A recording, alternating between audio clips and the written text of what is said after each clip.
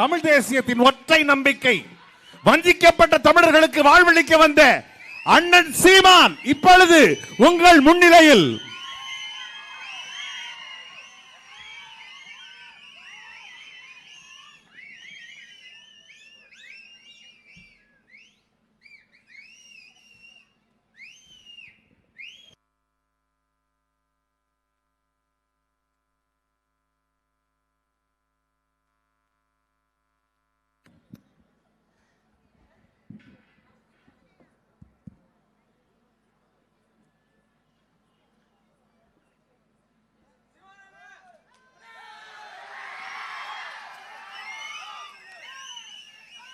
எங்களின் உயிரோடும் உணர்வோடும் கலந்து வாழுகின்ற என் அன்பு சொந்தங்கள் அனைவருக்கும் வணக்கம். உங்கள் பிள்ளைகள் நாங்கள். எங்கள் பெற்றோர்கள் சுமந்து நிற்கிற வேதனைகள், துன்ப துயரங்கள், பிரச்சனைகளை சகிக்க முடியாமல் இங்கே என் நம்பி துரையவர்களோட ஒரு குரல் ஒலியை போட்டு காட்டினார். ஏற்கனவே இருந்த சட்டமன்ற உறுப்பினர் மறுபடியும் வென்று வந்தால் உங்கள் பிரச்சனைகள் எளிதாக சொல்லலாம் என்றுதான் சொல்கிறார்கள். ஏற்கனவே 5 ஆண்டுகளில் பதவியில் இருந்தபோது இந்த பிரச்சனை ஏன் இருக்க வேண்டும்? பதவியில் இருக்கும்போதே அந்த பிரச்சனையை தீர்த்திருந்தால் ஒன்று சொல்ல முடியுதா பாருங்க. ஏற்கனவே உங்களுக்கு இருந்த பல பிரச்சனைகளை, இந்த தொகுதியில் இருந்த பிரச்சனைகளை தீர்த்தார் என்று சொல்ல முடியல. ஆட்சி முடியும் போது ஒவ்வொரு கட்சியும் கேட்க வருகிறது, மக்கள் உங்களுக்கு என்ன பிரச்சனை, உங்களுக்கு என்ன பிரச்சனை, என்ன பிரச்சனை என்று. அவர்களுக்கு தெரியாது பிரச்சனையே அவர்கள்தான் என்று. பிரச்சனை என்ன என்றே தெரியாமல் 5 ஆண்டு காலம் ஆட்சியில் இருந்திருக்கிறார்கள். திமுக உங்கள் கனவு என்ன, உங்கள் கனவு என்ன? எப்போ 5 ஆண்டுகால ஆட்சி முடிஞ்சு தேர்தல் வரும்போது எங்களுக்கு ஒரே ஒரு கனவு தான், உங்களை எல்லாம் ஒழிப்பது ஒன்றுதான் இந்த எங்களுக்கு இருக்கிற ஒரே லட்சிய கனவு. 60 ஆண்டுகளாக மாறி மாறி இந்த திமுக அதிமுக ஆட்சி செய்திருக்கிறது. ஆட்சி மாறி இருக்கிறது, ஆட்சி முறை மாறவில்லை. தேர்தல் வந்திருக்கிறது, எந்த மாறுதலும் மண்ணில் நிகழவில்லை. அதை மாற்ற வேண்டும் என்கிற மகத்தான கனவோடு உங்கள் பிள்ளைகள் இந்த களத்திலே நிற்கிறோம். எங்களுக்கு ஒரு கனவு, பசி பஞ்சமில்லாத, ஊழல் லஞ்சம் இல்லாத, கொலை கொள்ளை இல்லாத, சாதிய இழிவு தீண்டாமை அடக்குமுறை ஒடுக்குமுறைகள் இல்லாத, பாலியல் வன்கொடுமை பெண்ணிய அடிமைத்தனம் இல்லாத, மது மத போதை இல்லாத, வேலை இல்லை என்ற சொல் இல்லாத, வளக்கொள்ளை இல்லாத புதிய ஒரு தேசம், தூய ஒரு நாடு படைக்க வேண்டும் என்கிற கனவோடு உங்கள் பிள்ளைகள் இந்த களத்திலே நிற்கிறோம். கல்வி, கல்விக்கேற்ற வேலை, அதற்கேற்ற சம்பளம், அதை கொண்டு வாழ்கிற பெருமைமிக்க வாழ்வை என் மக்களுக்கு கொடுக்க வேண்டும். அதுதான் எங்களுடைய கனவு. இங்கே எப்படி எல்லாருக்கும் வேலையை கொடுக்க முடியும்? அவரவர் வாழ்விடத்திலே சர்கணி என்றால் சர்கணியிலே எப்படி படித்தவர் படிக்காதவர் அனைவருக்கும் அரசாங்க வேலையை கொடுக்க முடியும்? சொல்லும்போது, கருத்தாக சொல்லும்போது கற்பனையில் பேசுகிறான் சீமான், கனவு கண்டுகிறான் சீமான் என்று பேசினார்கள். உலக நாடுகள் எப்படி வேலைவாய்ப்பில் தண்ணீர் அடைகிறது, உங்கள் மகன் எப்படி வாழ்விடத்திலே சருகணியிலே, கீழ உச்சாணியிலே, தேவகோட்டையிலே எப்படி வேலைவாய்ப்பை கொடுப்பேன் என்பதை பலமுறை சொல்லியிருக்கிறேன். ஆனால் கருத்தாக இருக்கும்போது அது அவ்வளவு ஈர்ப்பை தரவில்லை. காட்சிப்படுத்தி போட்டு காட்டும்போது ஓ இது போல செய்ய முடியும் என்கிற நம்பிக்கை உங்களுக்கு வர வேண்டும் என்பதற்காக உங்கள் மகன் வேளாண்மையை ஏன் அரசு பணியாக, கவர்மெண்ட் வேலையாக மாத்துறேன்.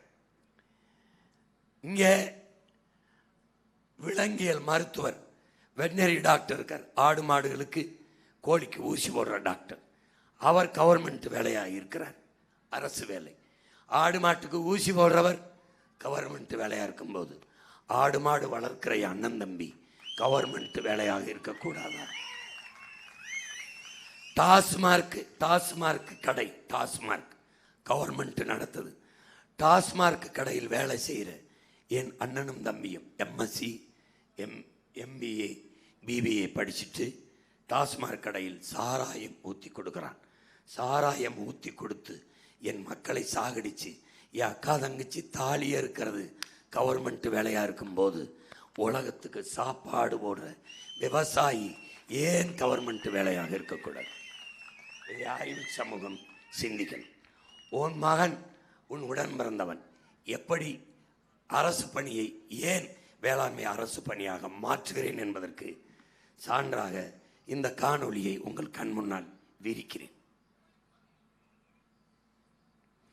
நிலமும் வளமும் சார்ந்த தொழிற்சாலைகள் வேலை வாய்ப்பு.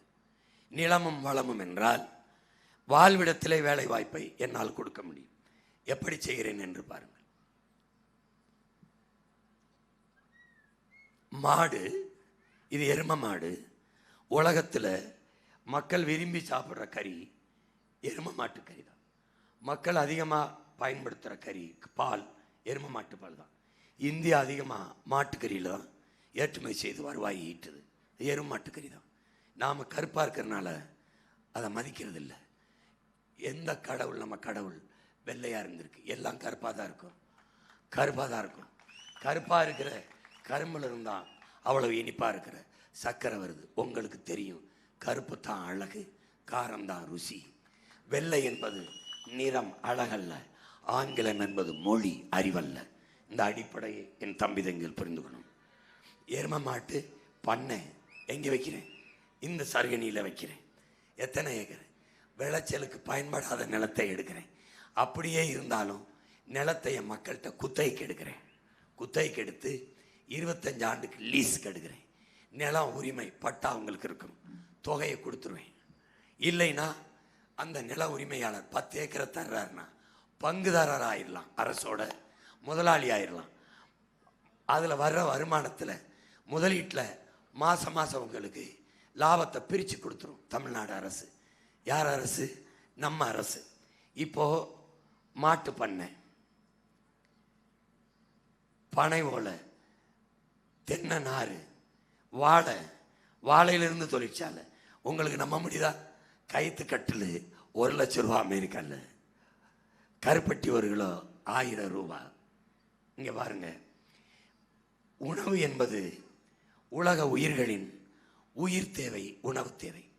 உணவு எங்கிருந்து வருதுன்னா நிலத்திலிருந்து, வேளாண்மையிலிருந்து. வேளாண்மையை முன்னிறுத்தி தற்சார்பு, பசுமை, தாய்மை பொருளாதாரத்துக்கு உங்கள் புள்ள போயிடுறேன். வேளாண்மை அரசு பணியாக்கி அங்கேயே நிறுத்தி உணவு உற்பத்தியை பெருக்கி பெரிய சந்தை அதில் தான் இருக்குது. பாலில், கறியில், முட்டையில், காய்கறியில், கீரையில், எண்ணெயில், நெய்யில். இந்த சந்தைக்கு போயிட்டா நாட்டில் வறுமை இருக்காது, பசி இருக்காது. உங்களுக்கு விளைச்சல் இல்லை, காய்கறி இல்லை, அரிசி இல்லை, பருப்பு இல்லைங்கிற கேள்வி பிரச்சனை வராது. பால் இருந்ததுன்னா நாட்டில் பசி இருக்காது. ஏன்னா பால் முழுமையான உணவு. 1/2 லிட்டர் பால் குடிச்சிங்கன்னா பசிக்காது. பால் முழு உணவு, முழு உணவு. பால் இருக்கிற நாடு பசியை சந்திக்காது. அதனால் இந்த எல்லா உயிர்களுக்கான உணவு தேவை, உயிர் தேவை உணவு. அந்த உணவு உற்பத்தியை உங்கள் மகன் கையில் எடுத்துறேன். எது இல்லாமலும் உங்களால் வாழ முடியும். Cellphone, car, TV, fridge, AC, எது இல்லாமலும் வாழ முடியும். நீரும் சோறும் இல்லாமல் வாழ முடியாது. அதனால்தான் இந்த ஃப்ரிட்ஜ் இல்லாமல் வாழ முடியும், கார் இல்லாமல் வாழ முடியும். எப்போ கொரோனா வந்தது, நீங்கள் கார் வாங்கி வைக்க வேண்டும், நகை வாங்கி வைக்க வேண்டும், புடவை வாங்கி வைக்கணும் அல்ல. எங்கே மளிகை கடை திறந்திருக்கிறது, எங்கே அரிசி பருப்பு காய்கறி கிடைக்கும் என்று தான் தேடினீர்கள். ஏன்? அதுதான் உயிர் தேவையாக இருக்கிறது. அந்த உணவு உற்பத்தியை கைவிட்ட நாடுகள் பிச்சை எடுக்கிறது. அந்த நிலை என் நாட்டுக்கு வரக்கூடாது என்று உங்கள் மகன் நினைக்கிறேன். இப்போ நீரையும் சோறையும் கையில் எடுக்கிறேன். யாரிடத்திலையும் கையேந்தாமை. ஆந்திராவிலிருந்து நமக்கு பால் வருகிறது. இனி நம்ம ஊர்ல இருந்து உலகத்திற்கு பால் ஏற்றுமதி செய்வோம். உன் மகன் இங்க பாரு எப்படி பண்ற. வேளாண்மை என்பது விளங்கணும். தொழில் இல்லை, படிக்காதவன் செய்கிற தொழில் இல்லை. நம் பண்பாடு, நம்முடைய வாழ்க்கை முறை, நம்மளுடைய கலாச்சாரம். நம்முடைய கலாச்சாரம் ஆதியில் நாம் செய்ய தொடங்கியது ஆடு மாடு வளர்த்தலும். முதல்ல வேட்டையாடி சாப்பிட்டோம், அப்புறம் ஆடு மாடை வளர்த்து சாப்பிட ஆரம்பித்தோம், வேளாண்மை செஞ்சோம். இது 3 தான் நம்ம செஞ்சது. வாழ்க்கை முறை, தொழில் இல்லை. ஏன் தொழில் இல்லை? என் தாய் எனக்கு பால் ஊட்டுனது தொழில் இல்லை, பூமி தாய் எனக்கு சோறு ஊட்டுவதும் தொழில் இல்லை. அது ஒரு வாழ்க்கை முறை, அது ஒரு கலாச்சாரம். அதனால வேளாண்மையை கையில் எடுத்துறேன். பூமி தாய் எனக்கு சோறு ஊட்டுவது இது எனது பண்பாடு, வாழ்க்கை முறை. அடிப்படை தேவை உணவு தேவைதான். அப்ப அதை கையில் எடுக்கும்போது எனக்கு வறுமை என்பதே இருக்காது. என் புள்ள வெட்கப்படுறான், படிக்காதவன் செய்கிற தொழில் இல்லை. படித்தவனும் செய்யலாம், படிக்காதவனும் செய்யலாம். படிக்காதவன் செய்யறதுனா படித்தவனுக்கு பசிக்க கூடாதுல்ல, பசிக்குது. அப்போ என்ன செய்யணும்? விவசாயம் செய்யணும். இல்லை டாக்டர் டாக்டர் படி. சோத்துக்கு மாத்திரை சாப்பிட்டு படுத்துருவியா? சோத்துக்கு இல்லை ஊசியை பாட்டு வழங்கிடுவியா? டாக்டர்கிட்ட போ, பிரிஸ்கிரிப்ஷனில் எழுதுவான். என்ன எழுதுவான்? மருந்து சிட்டையில் உங்களுக்கு சத்து குறைவாக இருக்கு, நல்ல விட்டமின் புரோட்டீன் வேணும், மில்க் சாப்பிடுங்க, எக் சாப்பிடுங்க, வெஜிடபிள்ஸ் நிறையா எடுத்துக்கிறங்க, ஃப்ரூட்ஸ் நிறையா எடுத்துக்கிறங்க, கீரை நிறையா எடுத்துக்கிறேன்னு. அதெல்லாம் டாக்டர் கொடுக்குமா? எங்கள் அப்பா விவசாயி கொடுப்பானான்னு ஆர்வம் சிந்திக்கணும். புரியுதா? புரிஞ்சுக்க. அப்போ வேளாண்மையை கைவிட்ட நாடுகள் பிச்சை எடுக்கின்றன. அந்த நிலை என் தம்பி தங்கைகளுக்கு, என் பிள்ளைகளுக்கு, என் நாட்டுக்கு வரக்கூடாதுன்னு உன் மகன் வேளாண்மை கையில் எடுத்துறேன். கையில் எடுத்துட்டு ஒன்று தெரிஞ்சுக்கணும். ஒரு நாட்டில் ஒரு விவசாயி வாழ்கிறான், வளர்கிறான் என்றால் அந்த நாடு வாழ்கிறது, வளர்கிறது. ஒரு நாட்டில் விவசாயி வாழ முடியாமல் சாகிறான் என்றால் அந்த நாடு இல்லை, சுடுகாடு. ஏன்?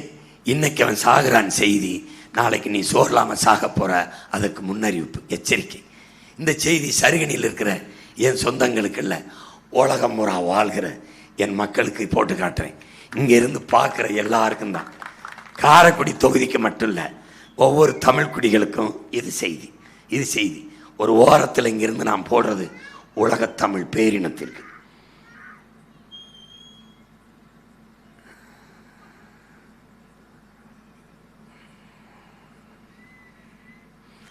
இப்போ கடைசி மீனும் பிடிபட்ட பிறகு, கடைசி மரமும் வெட்டப்பட்ட பிறகு, கடைசி நதியும் ஆறும் நஞ்சான பிறகுதான் இவர்களுக்கு தெரியும் பணத்தை சாப்பிட முடியாது என்று. ஒரு கவிதை, பணத்தை சாப்பிட முடியாது. சொத்தை வித்துருவிய, வங்கியில் போட்டுருவிய, நிலத்தை வித்துட்டு. வங்கி வட்டி தரும், சாப்பிட ரொட்டி தராது. அது நிலம்தான் தரணும், விவசாயம் தான் தரணும். என் அறிவு மூதாட்டி என் அப்பத்தா அவை சொல்றா, பசி வந்தால் 10 பறந்து போகும் என்று. பசி வந்தால் 10 பறந்து போகும் என்று. பசியை வரவிடாம தடுக்கணும். அதுக்கு தான் உன் மகன் வேளாண்மை கையில எடுக்கணும். எடுக்கிறேன். இங்க பாரு என்னென்ன போகும்ன்றா பாரு. என்னென்ன போகுமா? மானம், குடிப்பிறப்பு, கல்வி, பெருந்தன்மை, அறிவுடைமை, தானம், தவம், உயர்ச்சி, தொழில் முயற்சி, காமம். இந்த 10 உயர்ந்த பண்பும் செத்து போயிரும்ன்றான். அப்படின்னா என்ன இருக்கு? மனிதனாவே நீ இருக்க மாட்டேங்கிறான். அதனால இந்த 10 பண்புகளும் செத்து போறதுக்கு முன்பு நான் உணவை உற்பத்தி அமெரிக்காவில் இது நம்ம பிள்ளை. என் தம்பிமாரெல்லாம் அமெரிக்கால இருந்து நீ என்ன நினைப்பா? அமெரிக்கா ஒரு பேரிக்காயும் இல்லை, வெள்ளரிக்காயும் இல்லை, உன் மயஞ்சரம் தான். இப்ப பாரு, அமெரிக்காவில் கலிபோர்னியா மாகாணத்திலிருந்து ட்ரேசிங்கிற ஒரு ஊர்ல இருந்து பேசுறேன். இங்க பாத்தீங்கன்னா கலிபோர்னியால அவ்வளவு விவசாயத்துக்கு அவ்வளவு முக்கியத்துவம் கொடுத்து அவங்களுடைய பொருளாதாரமே வந்து விவசாயத்திலிருந்து எடுக்கிறாங்க. அவங்க விவசாயத்திலிருந்து எடுக்கிறாங்கன்னா இவர் யாருன்னு தெரியும் படிச்ச பிள்ளைகளுக்கு? பில்கேட்ஸ் சாஃப்ட்வேர் இண்டஸ்ட்ரியின் பிதாமகன், கணினி பொறியியல் துறையின் தலைமை வந்தான் உலகத்துக்கே. இவன் அமெரிக்காவில் 2,70,000 ஏக்கர்ல விவசாயம் பண்றான். இது அவன் நிலம்தான். ஏன் உன் மகன் சொல்லுவேன், சாஃப்ட்வேர்லேயே வேலை செஞ்சாலும் சாப்பிட்டு போய் தான் வேலை செய்யணும். அது அவனுக்கு தெரியுது, அவனுக்கே தெரியுது. 2,70,000 ஏக்கர்ல அவனுக்கிட்ட கேட்குறாங்க, நீ ஏன் விவசாயத்தை கையில் எடுக்கிறாய்? அங்கதான் நிலையான பொருளாதாரம், நிலையான வருவாய் இருக்கு. எல்லாருக்கும் அங்கதான் வேலை கொடுக்க முடியும். ஆத்தாள் அப்பன் படித்தவன் படிக்காதவன் எல்லாருக்கும். அதை ஓமயன் கையில் எடுக்கிறேன். அவன் சாராயத்தை எடுக்கிறான், நீ ஓட்டு போட்ட ஆளு.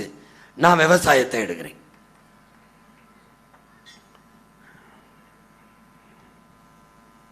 இப்போ உன் மயன் சொல்றத பாருங்க. சந்திர மண்டலத்துக்கு சந்திராயனை அனுப்புது. யார் அனுப்புறா? சயின்டிஸ்ட். சயின்டிஸ்டுக்கு சாப்பாட என் சம்சாரி தான் அனுப்பணும். நல்லா கவனத்தில் வச்சுக்கணும். விண்வெளிக்கு விண்கலத்தை அனுப்புது யாரு? விஞ்ஞானி.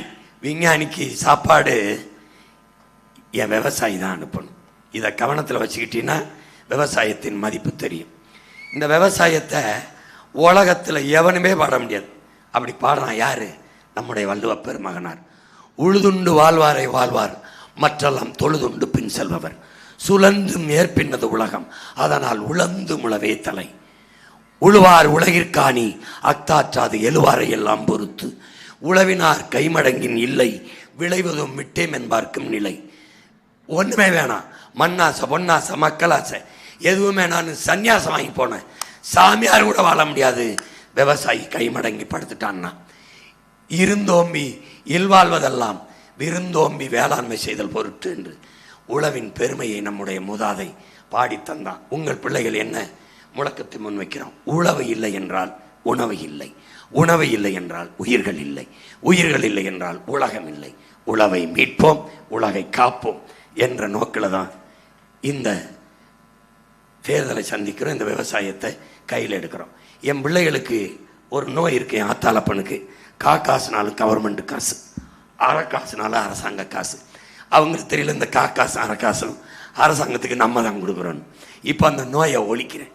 உன் மையனை செய்கிறேன். அரைக்காசில் ஒரு காசே தாரேன், உன் ஊரில் தாரேன். இரு, கவர்மெண்ட் வேலை தானே, இந்தா நான் தாரேன். எப்படி தாரேன்? ஆமாம் ஆமாம் ஆமாம். போங்க. ஆடு மாடு வளர்க்கிறது நமக்குள்ள ஒரு நோயை செஞ்சான். படிக்காதவன் ஆடு மாடு மேய்க்கத்தான் லாய்க்கு, கழுத மேய்க்கத்தான் லாய்க்கு, பன்னி மேய்க்கத்தான் லாய்க்கு. இவன் விவசாயம் செய்கிறது அது படிக்காதவன் செய்கிற வேலை அப்படின்னு நினைக்கிறான். இல்லை இல்லை, அது வேலை இல்லை, நம் பண்பாடு. ஆடும் மாடும் விலங்கல்ல, நடமாடும் வைப்பகம், மொபைல் பேங்க். ஒரு ஆடு 1 லட்சம், 10 ஆடுனா 10 லட்சம் ஃபிக்ஸட் டெபாசிட், நிலையான வைப்பு தொகை. புரிந்து கொள்ளணும் என் தம்பி தங்கைகள். பெரிய பொருளாதாரம். 1 கிலோ கறி 1000 ரூபா. உனக்கு கறி ஆந்திராவிலிருந்து வருது, உனக்கு பால் ஆந்திராவிலிருந்து வருது. பாலின் சந்தை ஒரு ஆண்டுக்கு 3 லட்சம் கோடி. உன் நாட்டின் பட்ஜெட் 3 லட்சம் கோடி. 3 லட்சம் கோடி வருவாய் ஆந்திராவுக்கு போகுது. ஏன்? நீ மாடு வளர்க்கலை, நான் வளர்க்குறேன். அரசாங்க வேலை. ஆந்திராவுக்குள்ள அகில உலகத்துக்கே பால் தேவைனாலும் நான் அனுப்புகிறேன். உனக்கு தெரியும், இந்தியா மாட்டுக்கறியை அதிகமாக ஏற்றுமதி செய்து சம்பாதிக்குது, பாலை அதிகமாக ஏற்றுமதி செய்து சம்பாதிக்குது. இனி வருங்காலங்களில் உங்கள் மகனிடத்தில் அரசு வரும்போது தமிழ்நாடு தான் அதிகமாக மாட்டுக்கறி ஏற்றுமதி செய்தது, பால் ஏற்றுமதி செய்தது, உணவு தானியங்களை ஏற்றுமதி செய்தது என்ற வரலாறை மாற்றி படைப்பேன். என்னுடைய கனவல்ல அது. யாருடைய கனவு என்பார்? அரசு பணி. அண்ணல் அம்பேத்கரின் கனவு என்ன சொல்றார் பாருங்க. அவர் நினைத்ததெல்லாம் நடைபெறவில்லை என்பது உண்மை. இது அவர் நினைச்சார், அவருடைய கனவு நிறைவேறல. என்ன சொல்றாருன்னு பாருங்க. தனது மக்களுக்கானது மட்டுமல்ல, எல்லா தரப்பு மக்களுக்கும் சிந்திக்கிறார். அண்ணல் அம்பேத்கர் சொல்றாரு, போங்க, ஒடுக்கப்பட்ட தாழ்த்தப்பட்ட பிற்படுத்தப்பட்ட மக்களின் நிலங்களை அரசு எடுத்து, பெரும் முதலாளிகள் பெரும் நிலக்கலார்களுடைய நிலங்களை அவர்களுக்கு போதுமான போக மீதியை எடுத்து அரசுடைமையாக்கி வேளாண்மையை அரசே செய்யணுங்கிறார். எப்படி சொல்றாரு? அரசே செய்யணுங்கிறார். வேளாண்மையில் தலையிட்டா பத்தாது, அரசே எடுத்து பணியாக மாற்றணும். ஒட்டுமொத்த இந்தியாவும் வேளாண் முறைகளை வகுக்க வேண்டும்ங்கிறார். போங்க போங்க, அது ஒருங்கிணைந்த பண்ணையாக இருக்கணும். கூட்டு வேளாண் பண்ணை. கூட்டு வேளாண் பண்ணைனா 5000 ஏக்கரில் நான் கூட்டு வேளாண் பண்ணை வச்சா அங்கே ஆடும் வளரும், மாடும் மேயும், எருமையும் மேயும், பன்னியும் மேயும், கொக்கு மேயும், நாட்டுக்கோழி மேயும், வேளாண்மை, கரும்பு, வாழை, தென்னை, கம்பு, வரகு, சாமை, நெல் எல்லாம் விளையும். எல்லாம் ஒரே பண்ணையில் இருப்பது கூட்டு வேளாண் பண்ணை. கீரை இருக்கும், முருங்கைக்கீரை, வல்லாரை, தண்டங்கீரை, அகத்திக்கீரை, எல்லா கீரையும் இருக்கும். பந்தர் பயிறு, புடலங்காய், பிக்கங்காய், சொரக்காய், பாவக்காய் எல்லாம் அங்கே இருக்கும். அதுதான் ஒருங்கிணைந்த பண்ணை. அப்படி ஒரு பண்ணையில் நாடங்களும் உருவாக்கணுங்கிறார்.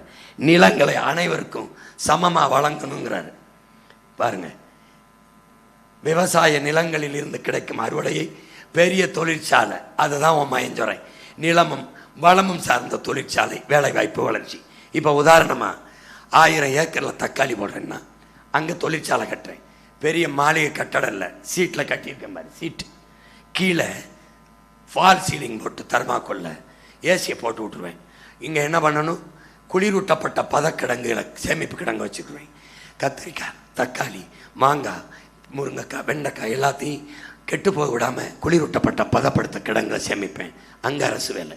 அங்கே பதப்படுத்தி எப்போ தேவையோ, காய்கறி எப்போ தேவையோ பற்றாக்குறை இல்லாத என் மக்களுக்கு கொடுத்துக்கிட்டே இருப்பேன். இங்கே பாருங்க, இங்கே பாருங்க, அவர் தொலைநோக்கோடு அண்ணல் அம்பேத்கர் சொன்னதை, அவருடைய கனவு நிறைவேறலை. அறிவாசானுடைய கனவை, அவரை வாழ்த்து நேசித்த மகன் நான் இந்த நாட்டில் நிறைவேற்றுறேன். நான் தொட்ட பிறகு இந்தியாவில் எல்லா மாநிலமும் தொடும், எல்லா மாநிலமும் தொடும். அடுத்தது பேரறிஞர் அண்ணா என்கிற பெருந்தகை அவருடைய பொருளாதார சிந்தனை புத்தகத்தில் எழுதியிருக்கார். வெளிநாட்டுக்கு போகிறாரு. அங்கே போய் படித்த இளைஞர்கள் ஆடு மாடு வளர்த்தலையும் வேளாண்மை செய்தலையும் ஈடுபடுவதை பார்த்து, அதுபோல் நான் என் நாட்டில் நான் படித்த இளைஞர்களை இந்த இதில் ஈடுபடுத்துவேன். வேளாண்மை என்பது, விவசாயம் என்பது தொழில் அல்ல, வணிகம் அல்ல, வாழ்க்கை முறை. அரசு பணியாக மாற்றுவேன்னு சொன்னார். அவர் மாற்ற முடியல, இறந்துடுறாரு. அவருக்கு பின்னாடி வந்தவன் இதை கையில் எடுக்காமல் சாராயத்தை எடுத்து குடிக்க வச்சு சாகடிக்கிறான். நீங்கள் இதுவரை தேர்வு செஞ்சது தலைவர்களே இல்லை, என் பெற்றோர்களே, என் உடன் பிறந்தார்களே. குடிக்க வச்சு 25 லட்சம் பேர் தாலி அறுத்துருக்கான். இப்போவும் நீங்கள் அவனுக்கு ஓட்டு போட்டிங்கன்னா மறுபடியும் குடிக்க வச்சு தாலி அறுப்பான். தலைவனை தேர்வு செய்ய போறீங்களா, தாலி அறுப்பான்களை தேர்வு செய்ய போறீங்களாங்கிறத நீங்கள் தான் முடிவு செய்யணும். வேற எங்கள் அண்ணா என்கிற பெருந்தகை, உழவர்களின் வாழ்வு மலர வேண்டும் என்றால் விவசாய நாடு என்ற விவசாயத்தை கையில் எடுக்கணும். விவசாயம் செய்யலைன்னா விவசாய நாடு என்கிற பெருமையை இந்தியா இழக்கும்ங்கிறார். உணவு தானியங்களை பிற நாடுகளிலிருந்து வாங்குகிற நிலை வந்தால், இறக்குமதி செய்ய வேண்டிய நிலை வந்தால் அந்த நாடு வாழாது, வளராது. இப்போ உங்களுக்கு நாம் மாடு வளர்க்காதனால பாலை ஆந்திராவிலிருந்து, ஆடு வளர்க்காதனால கரியை ஆந்திராவிலிருந்து நம்முடைய பொருளாதாரமாக வந்துட்ட போகுது. விவசாயத்தை விட்டதுனால வெங்காயம், பருப்பை இந்தியா வேற நாடுகளிலிருந்து, பாலைவன நாட்டிலிருந்து இறக்குமதி செய்யுது. மிகப்பெரிய போதிய அளவிற்கு உணவு விளைச்சல் இல்லை என்றால் மிகப்பெரிய பஞ்சம் ஏற்படும். பஞ்சம் ஏற்பட்டால் நாட்டில் சட்டம் ஒழுங்கு கெட்டு, கலவரம், திருட்டு, கொள்ளை எல்லாம் அதிகரித்து நாடு பிச்சைக்கார நாடாக மாறும். அண்மையில் இலங்கையில், பங்களாதேஷில், நேபாளில் நடந்தது இங்கே நடக்கும். அதுக்கு முன்னாடி நம்ம எச்சரிச்சுக்கணும்.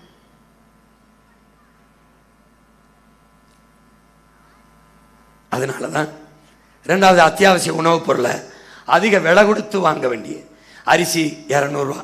உங்களுக்கு தெரியும், தக்காளிலாம் ஒரு தடவை 200-300 ரூபாய்க்கு போயிடுச்சு கிலோ. அப்போ அந்த நிலை வரக்கூடாதுன்னா உன் மகன் சொல்கிறதான் செய்யணும். தக்காளி விளைய வச்சுக்கணும். எல்லா காலம் விளையில குளிரூட்டப்பட்ட பதப்படுத்தப்பட்ட சேமிப்பு கிடங்களை வச்சுக்கணும். தேவைக்கேற்ப மக்களுக்கு எடுத்தெடுத்து அரசே கொடுக்கணும். அரசு அங்காடி திறக்கணும். குறிஞ்சி அங்காடி, முல்லை அங்காடி, மருதம் அங்காடி, நெய்தல் அங்காடி என்று அங்கே படித்த பிள்ளைகளுக்கு அரசு பணியை கொடுக்கணும்.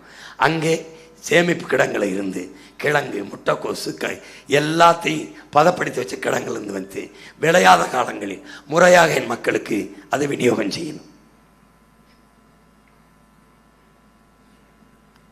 விளைநிலங்களை எல்லாம் இங்கே தொழிற்சாலைகளாக்குற வேலை நடக்குது.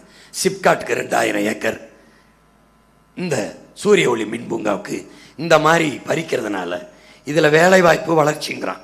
இதில் நச்சு ஆலைகள், இந்த ஆலையில் நம்ம வேலைக்கு போகிறோம் சரி, சம்பளம் தருவான் சரி, சம்பளத்தை வச்சுட்டு என்ன செய்வோம்? சாப்பிடுவோம். சாப்பாடை யார் தருவா? எந்த தொழிற்சாலை அரிசி பருப்பை விளைய வைக்கும், உற்பத்தி செய்யும்? எந்த தொழிற்சாலை காய்கறி கீரையை விளைய வைக்கும்? அது நிலத்தில் இருந்தால் வரணும். அதனால நாம் விளைநிலங்களை தொழிற்சாலைக்கு எடுக்கலை. இனி இதுவரைக்கும் இருக்கிறத மூடுறோம். இனிமே உன் மகன் வந்துட்டா எவனும் இந்த நச்சு தொழிற்சாலையை தொடங்க முடியாது. அப்போ நான் என்ன செய்வேன்னா, நிலமும் வளமும் சார்ந்த தொழிற்சாலைகளை தொடங்குவேன். அதனால நிலத்துக்கு எந்த கேடும் கிடையாது. இப்போ உதாரணமாக இங்கே பாருங்க, ஒவ்வொன்றா சொல்கிறேன் பாருங்க. போங்க. இப்போ பனைனா முதல்ல என்ன பண்ணுவேன்? நீர் வளத்தை பெருக்குவேன். எனக்கு நீர் பற்றாக்குறை இருக்கு, ஆனால் போதுமான அளவுக்கு மழை பெய்யுது. வரப்புயர நீர் உயரம், நீர் உயர நெல் உயரம், நெல் உயர குடி உயரம், குடி உயர கோல் உயரம், கோல் உயர கோல் உயர்வானா அறிவும்பது காட்டி அவை வர்றான். நெல்லும் உயிரென்றே நீரும் உயிரென்றே மன்னன் உயிர்த்தே மலர்தலை உலகம். நெல்லும் உயிர் தான், நீரும் உயிர் தான். ஆனால் நல்ல மன்னன், நல்ல முதலமைச்சர் இல்லைன்னா நீரும் நெல்லும் உயிராக இருக்காது, கெட்டு போகும், கெட்டு போகும். இவன் விளைய வச்ச நெல்ல வீதியில் விட்டு முளைக்க விடுறான். நீரை நஞ்சை கலந்து, சாயக்கழிவு, ஆலைக்கழிவு, சாக்கடை கழிவு கலந்து விஷமாக்கிட்டான். அதனால மோசிக்கிறனார் பாடுறாரு, நெல்லும் உயிரென்றே நீரும் உயிரென்றே மன்னன் உயிர்த்தே மலர்தலை உலகம். நல்ல ஆட்சியாளன் அமைந்தால் தான் அது உயிராக இருக்குங்கிறான். இப்போ 334 வற்றாத ஆறுகள் நமக்கு இருந்துச்சு, 154 நீர்நிலைகள் இருந்துச்சு. அதெல்லாம் இப்போ இல்லை, இல்லை, உங்களுக்கு தெரியும், இல்லை. இப்போ நாம் உயிர்ப்பிக்கணும். நம் பாட்டன் பாரதி பாடுறான். என்ன பாடுறான்? காவிரி தென்பண்ணை பாலாறு, தமிழ் கண்டதொரு வையை பொருணை நதி என மேவிய பல ஆறு ஓட திருமேனி செலுத்த தமிழ்நாடுன்னு. இந்த ஆறெல்லாம் இப்போ இருக்கான்னு நீங்கள் பார்க்கணும். இல்லை, போங்க. வடகிழக்கு பருவமழை, தென்கிழக்கு பருவமழை என்று 2 பருவமழைகள் பெய்தது. இப்போ பருவமழை போய்த்திருச்சு. பெருமழை அல்லது புயல் மழை 2 தான் இருக்கு. ஏரி, கம்மாய், தாங்கல், தருவை, கருணை, குட்டை, குளம், ஊரணி, இப்படி பல வகை நம்ம உருவாக்கி வச்சிருந்தோம். இப்போ இதெல்லாம் இல்லை. மறுபடி கணக்கில்லாத ஏரி, குளம், குட்டை, கம்மாய்களை உங்கள் மகன் உருவாக்கி பெய்கிற மழையில் 4300 டிஎம்சி நமக்கு மழை பெயர் கிடைக்குது. அந்த நீரை நம்ம சேமிக்காமல் கடலில் விடுறோம். 2000 பயன்படுத்துகிறோம், 2300 கடலில் விட்டுறோம். அந்த கடல் என்ன பாருங்க, கணக்கில்லாத 6 மணல் அள்ளி விற்று பின்னாடி வாங்க. இது என்னன்னு தெரியுதா? இது மண் அள்ளுறான், போங்க போங்க, அள்ளி திங்கிறான். ஆற்று மணல் அள்ளிட்டா 6 செத்துரும். இது ஆற்றுல வர்ற தண்ணி, காவிரியில் வர்ற தண்ணி, பாலாற்றில் வர்ற தண்ணி. ஏன் இப்படி வருதுன்னா, அந்த மாநிலத்தில் இருக்கிறவன் சாயக்கழிவையும் ஆழக்கழிவையும் மொத்தமாக சேர்த்து வச்சு நமக்கு தண்ணீர் திறக்கும்போது திறந்து விட்டுறான். இந்த நச்சு கழிவு நம்ம ஆறில் சேர்ந்துருது. இந்த ஆற்று நீரை நம்ம எடுத்து குடிக்கிறோம், காடுகளில் வள விலங்குகள் குடிக்குது. இது நிலத்துக்குள்ளே போய் நஞ்சு நீராகி அதிலிருந்து நம்ம விளைய வைக்கிற பொருளும், நெல், அரிசி பருப்பும் விஷமாக விளையுது. இதை தான் நம்ம சாப்பிட்றோம். இதை தடுக்கணும். இந்த நிலை நீடிக்கிறதுனால தான் பிறக்கிற குழந்தை புற்றுநோயோட பிறக்கு. இது நொய்யலாறு. இந்த சாயக்கழிவை கொட்டி போங்க, எப்படி ஆக்கிட்டான் பாருங்க, எப்படி ஆக்கிட்டான் பாருங்க. ஆறு நஞ்சாயிடுச்சு, எப்படி நுரையா போகுது பாருங்க, எப்படி போகுது பாருங்க. இது எங்கேயும் இல்லை, நம்மூரில் தான், நம்மூரில் தான். இதுக்கு பேர் ஆறு, கூவம் ஆறு. ஆறு, இந்த ஆறை உன் மகன் உயிர்ப்பிக்கணும். என்ன பண்ணணும்? இந்த கழிவு நீர் கலக்காம தடுக்கணும். நமக்கு உங்களுக்கு காட்டியிருக்கேன், 4300 டிஎம்சி தண்ணீர் போங்க, 2000 பயன்படுத்துகிறோம், மீதியை கடலில் விடுறோம். இப்போ 2300 இருக்குது, அதை நான் சேமிக்கணும். எனக்கு தேவை 500 டிஎம்சி தான். நான் கணக்கில்லாத ஏரி குளங்களை வெட்டி சேமித்து தண்ணீரின் தேவையில் தண்ணீரை விடைஞ்சி வந்த வண்ணம் உன் மகன் சட்டசபையில் பேசுவேன். கர்நாடகாவிலேருந்து எனக்கு காவிரியில் தண்ணி வேணாம், தண்ணி தராத. ஏன்னா நான் கேட்டாலும் தரமாட்டான், அவன் அவமதிப்பான், தராத. ஆனால் பெருசாக மழை பெஞ்சிருச்சு, நிறையா நீர் தேங்கிருச்சு, ஆனால் உடைக்க போகுதுன்னு திறந்த கொண்டே வருவேன். எப்படி? கொண்டே. அதே மாதிரி கேரளாவிலையும் சொல்லிடுவேன், நீ எனக்கு தராத, உன் நீர் உனக்கு, அதே மாதிரி என் நிலத்தின் வளம் எனக்கு, என் நெய்வேலி பழுப்பு நிறக்கு எனக்கு, நரிமணம் பெட்ரோல் எனக்கு, எல்லாம் எனக்கு தான், எவனுக்கும் கிடையாது. இப்போ நான் தண்ணீரின் தேவையில் தண்ணீரை அடைஞ்சிருவேன். நானே இந்த தண்ணியை பெருக்கிக்கிட்டு விவசாயத்துக்கு போயிடுவேன். ஆறுகளெல்லாம் சீரமைச்சு சிறப்பாக பாதுகாத்து வச்சுக்கிடுவேன், தண்ணீரை தேக்கிக்கிடுவேன். தேக்கிட்டு வேளாண்மையை கையில் எடுத்துருவேன். போங்க போங்க.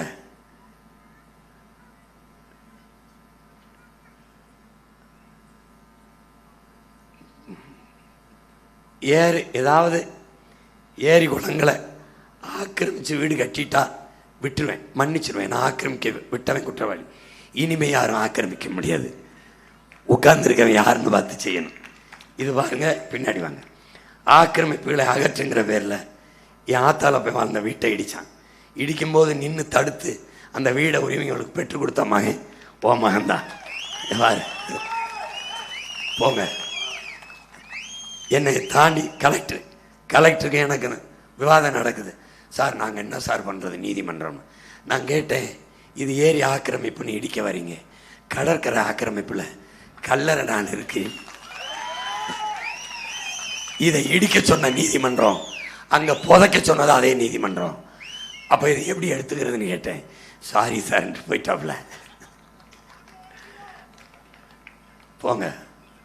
புதிய நீர்த்தேக்கங்களை உங்கள் மகன் இது மாதிரி வெட்டி, எங்கே மழை விழுந்தாலும் குளம் ஏரியில் நிறையாது, அங்கங்கே விழுகிற நீர்கள் உருண்டு ஓடி வந்து அங்கே சேரணும். நீர் தாரைகளை உருவாக்குறேன், நீர் வழிந்து வர்ற காவாய்களை அதை ஆக்கிரமிக்க கூடாது, விட மாட்டேன். அந்த எங்கே ஒரு சொட்டு தண்ணி விழுந்தாலும் இந்த குளத்துக்கு, இந்த கம்மாக்கி, இந்த ஏரிக்கு, இந்த குட்டைக்கு வந்து சேரும். கணக்கில்லாத நீர்த்தேக்கங்களை தேக்கி வேளாண்மையை கையில் எடுத்துருவேன். ஆறுகளில் 10 கிலோமீட்டர் 5 கிலோமீட்டர் 15 கிலோமீட்டருக்கு ஒரு தடுப்பணை கட்டினா போதும். ஆனால் பாலாறில் 33 கிலோமீட்டர் தான் ஆந்திராவுக்குள்ளே ஓடி வருது. அவர் என்ன செஞ்சாரு, 5 கிலோமீட்டரில் 2.5 கிலோமீட்டருக்கு ஒரு தடுப்பணையை சந்திரபாபு நாயுடு கட்டிட்டார். நமக்கு 133 கிலோமீட்டர் ஓடி வருது. ஒரு தடுப்பணை கூட கட்டலை. ஒரே ஒரு தடுப்பணையை கட்டினவன் நம்ம தாத்தன் காமராஜ். இவன் எவனும் அணையை கட்டலை, பனையை துணையை கட்டி வாழ்ந்து செத்து போயிட்டான். நம்ம 10 கிலோமீட்டருக்கு ஒரு தடுப்பணையை கட்டிக்கிட்டு நீரை தேக்கிக்கிறோம். புதிதாக ராசி மணல்லையும் பாண்டியார் பொன்னம்பலாலையும் நீர் தேக்கத்துக்கு அணையை கட்டி நீரை தேக்கி நமக்கு வேண்டிய பாசனத்துக்கு பெருங்குழாய்கள் மூலம் திருப்பிக்கிறோம். இப்போ விளைநிலம் சமன்படுத்தி லேசர் மூலம் இப்படி சமன்படுத்தி வேளாண்மைக்கு தயார் செஞ்சுக்கிறேன். படித்த பிள்ளைகளை இதுக்கு பயிற்சி எந்தெந்த நாடுகளில் இந்த வேளாண் முறையை கையாளுதோ அங்கே போய் என் பிள்ளைகளை 2 மாதம் 3 மாதம் பயிற்சி எடுத்துக்கிட்டு வர வச்சு இங்கே பயன்படுத்துகிறேன். போங்க. நீர்ப்பாசன முறை எப்படி, அவன் பாசனத்தை ஒரு சொட்டு தண்ணீர் வீணாகாமல் எப்படி பயன்படுத்துகிறான்னு கொஞ்சம் பாருங்கள். இந்த படத்தை பாருங்கள். போங்க. ஸ்ப்ரிங்க்லர் இந்த பாருங்க, ஒரு சொட்டு வீணாகாது, வேரில் கொண்டி அப்படியே தண்ணியை ஊற்றிடுவான். போங்க. இந்த பாசன முறையை நான் பயன்படுத்திக்கிறேன். தெளிப்பான் மூலம் நிலத்தடி நீர் பாசனம். போங்க.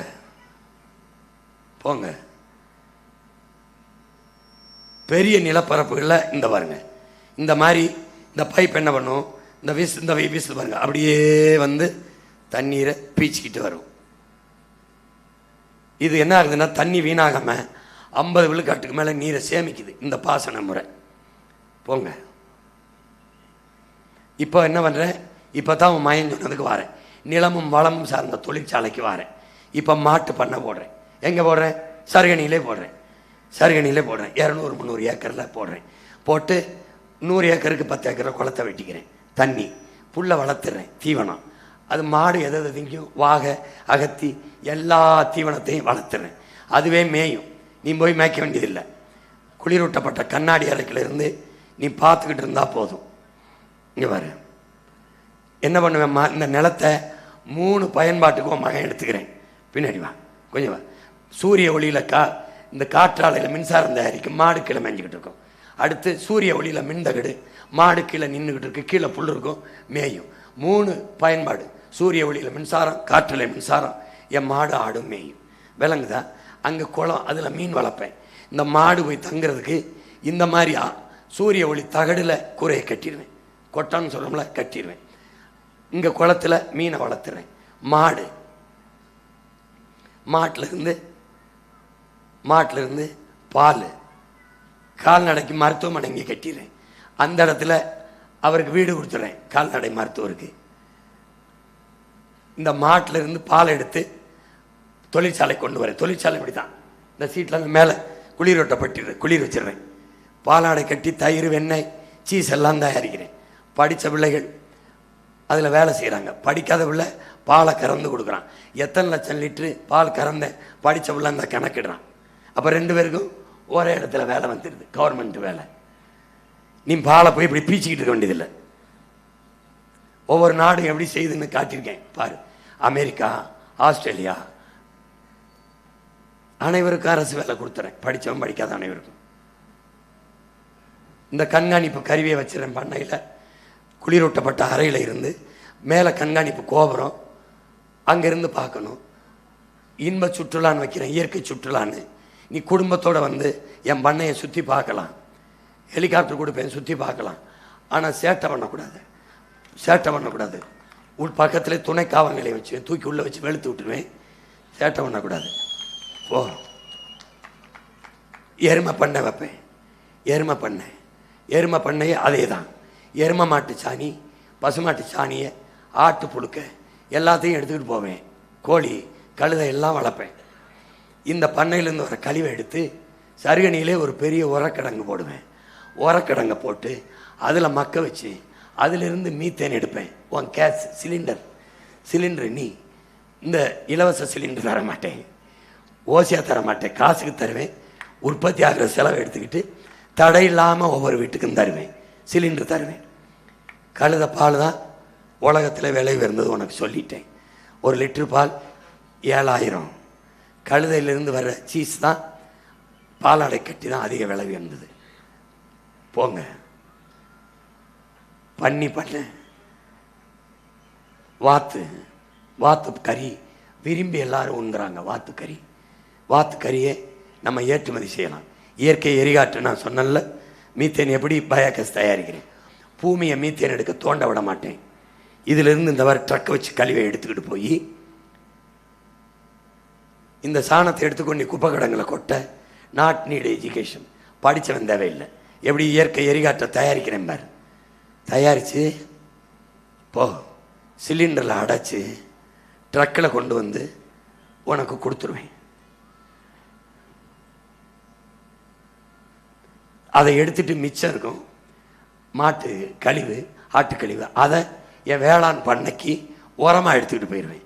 ரசாயன உரத்தை பொட்டாசியம், சல்பட்டு, பாக்டமாஸ் 60-20 தடை பண்ணிடுறேன். இந்த இயற்கை உரத்தை வச்சு தான் வேளாண்மை செய்வேன். நோ பூச்சி மருந்து. பூச்சிக்கொல்லி இல்லை, உயிர்கொல்லி. பூச்சி மருந்து எலி மருந்து தின்னா எலி சாகாது, நீ இன்னும் செத்துருவேன்.